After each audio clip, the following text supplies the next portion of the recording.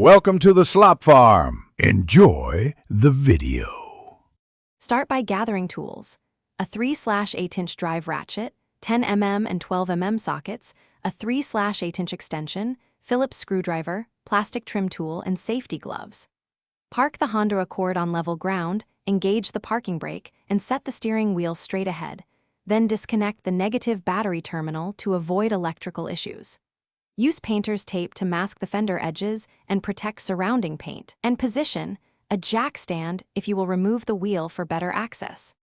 If access is tight, lift the front of the car and remove the wheel for clearance, otherwise leave the wheel on. Open the hood and unscrew the bumper to fender fasteners, then disconnect any marker lamps or wiring harness clips by hand.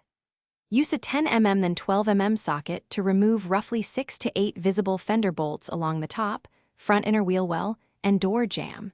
Use a plastic trim tool to release plastic clips. Then pull the fender outward and lift it clear of the vehicle carefully. Place the new fender on the car and test fit before fully tightening. Align mounting holes and loosely install bolts to allow movement for gap adjustment. Reconnect marker lights and clips, then progressively tighten bolts while checking even gaps at the hood, door, and bumper.